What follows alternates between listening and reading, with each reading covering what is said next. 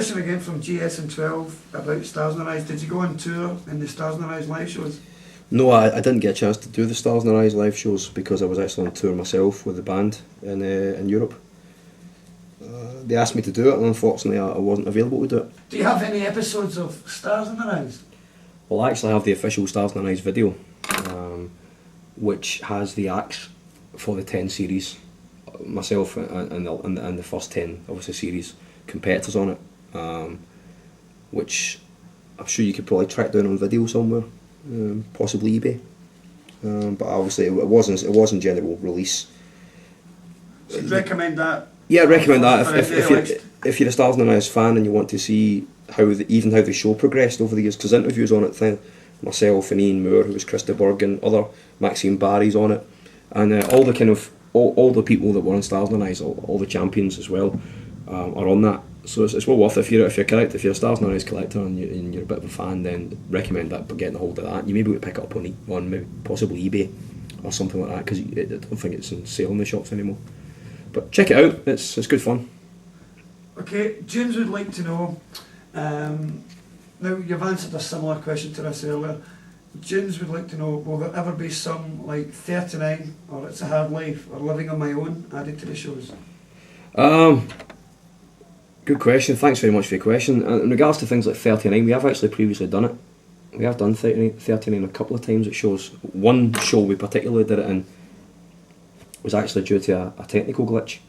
What happened was the safety curtain, which comes in at the end of the first half to signal the interval, got stuck, and I couldn't go out. So we had to basically, I'll answer that question in a minute when Billy goes away. Alright, it's 8 o'clock. Oh, Billy! It's 8 o'clock show. This is Billy, everyone. Hi, Billy. Alright. Billy's the janitor of the theatre. But he's also Hong Kong Fooey. Mild mannered. Here, Billy. Are you panrific? Sorry? Are you panrific? Yes. Who's panrific? I have a cat called Spot. There you go. Fucking secretary, by the way. Right, so... I hope you can cut that out. You can cut that out. We used it in one particular show. 39 was used in one particular show due to a technical problem in the venue. The technical problem was that the safety curtain, which signals the end of the first half for the interval, stuck and wouldn't go back out again. So we had to think of a way of ending the show, because all the equipment was on the other side of the thing, including lights, PA instruments, the whole lot. So the PA was on the side where the audience were. So what we did was myself and David and Martin, the ex-keyboard player, rehearsed a very quick 20-minute set of acoustic numbers and things we could play with a piano and a guitar, acoustic guitar, and 39 was one of them. It's a Hard Life was one song that we used to do a long time ago, which we may dust it off and play again. Do you plan on doing any Freddie solo songs? I mean, it's one night of Queen. I don't really plan on doing the Freddie solo songs, because the Freddie solo songs are Freddie solo songs. Not on this show anyway. Not on this show anyway, no. But when do you ever do solo shows? Sometimes very sort of one-off sort of one-man shows. Most of them these days happen in Scotland, because it's usually at the end of a tour, and it's more of a hobby fun show. If you get the chance to see Gary do a solo show, you will see him performing Living on My Own. Yep. And talking about Freddie songs, Junes also points out that his mother has a personal favourite Freddie song, which is I Was Born to Love You, which again you can also Which again is another song that I do when I do these one-off solo shows. But with it being on a Queen album now, with it being on Made in Heaven, and it being a Queen song, it's something that we may possibly do in the near future. It's one of my favourites actually as well. On the subject of Freddie's solo stuff and your solo stuff, D. Hazelhurst wants to know, would you consider doing a tour outside of the works, performing some of Freddie's solo stuff?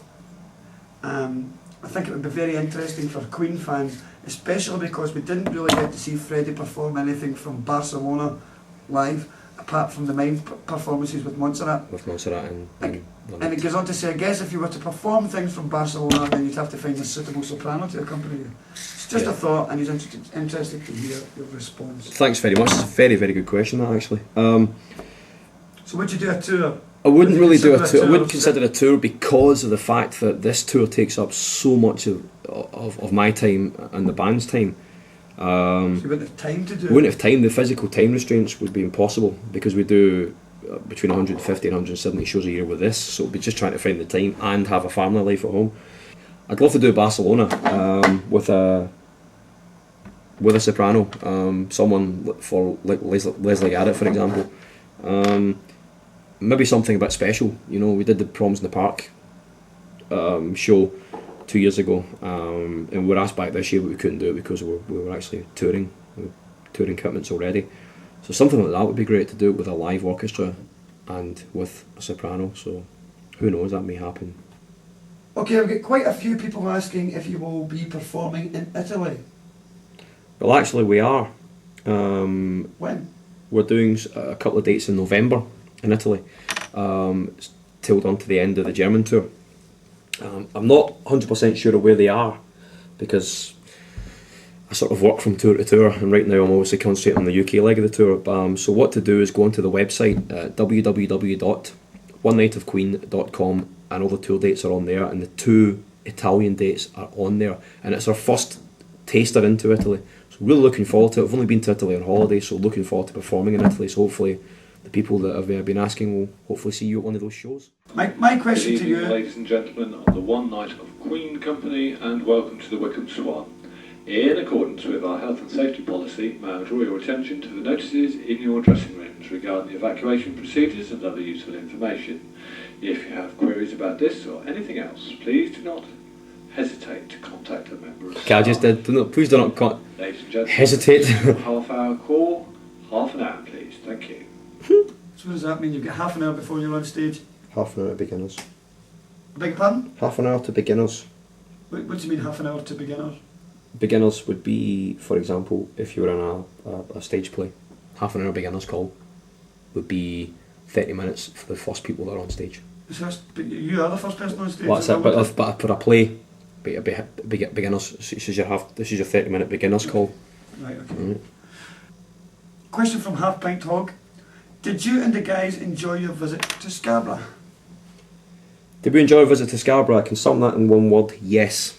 Very much so, because I do like to be beside the seaside. It was a lovely day. We went down, had fish and chips by the sea, went a walk around the pier, and got involved in the whole seaside aspect of the show to put us in a good mood for the show. And come showtime, it was a great night, great audience, and we had hopefully you guys had as much fun out front as we did on stage, because we had an absolute ball. So to answer your question, yes, we had a damn good time in Scarborough. And thanks for the question. Okay, question from Ariane Rosie 1, Yep. who says you're unbelievable, you're great, and she's never heard anybody sing Freddie like you. Thank you very much.